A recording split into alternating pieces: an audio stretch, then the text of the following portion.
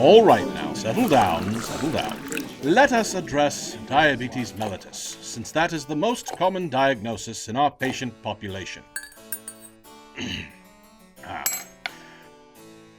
Now, according to the 2017 ICD-10-CM official guidelines for coding and reporting, the diabetes mellitus codes are combination codes that include the type of diabetes mellitus, the body system affected, and the complications affecting that body system. As many codes within a particular category as are necessary to describe all of the complications of the disease may be used. Professor, what does the last statement mean? If we know that there are multiple manifestations of diabetes, do we have to document every one? Yes, you must. According to the guidelines, assign as many codes from categories E08 to E13 as needed to identify all of the associated conditions that the patient has. They are combination codes that link the diabetes with the manifestations. For example, now this slide in no way even comes close to covering all of the possible manifestations that can occur as a result of diabetes.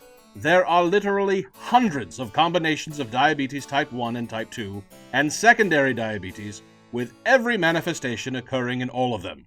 You must be careful when selecting the correct ones from the EMR dropdown. But what about type 1 and type 2? How are they defined? The age of a patient is not the sole determining factor, though most type 1 diabetics develop the condition before reaching puberty. For this reason, type 1 diabetes mellitus is also referred to as juvenile diabetes. If the type of diabetes mellitus is not documented in the medical record, the default is E11, type 2 diabetes mellitus.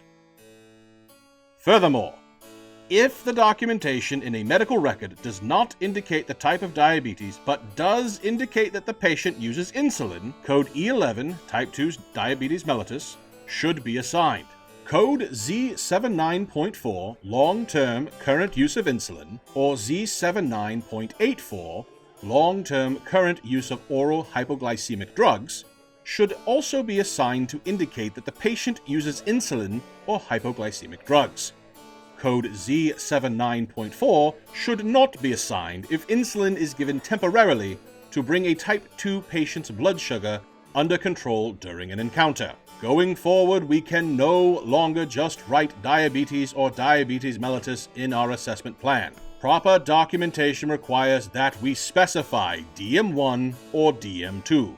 The old system of writing peripheral neuropathy secondary to DM and then writing DM with neurologic manifestation is not valid anymore.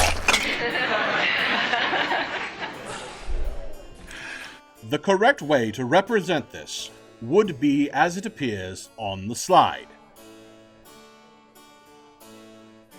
In some ways, the ICD-10 is friendlier to managed care physicians, and if we can document carefully, we will be as effective as before.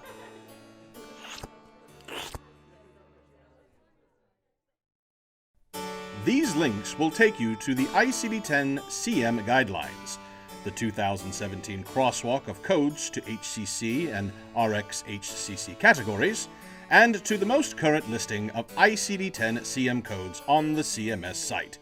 Please feel free to muck about in them for clarification and further edification.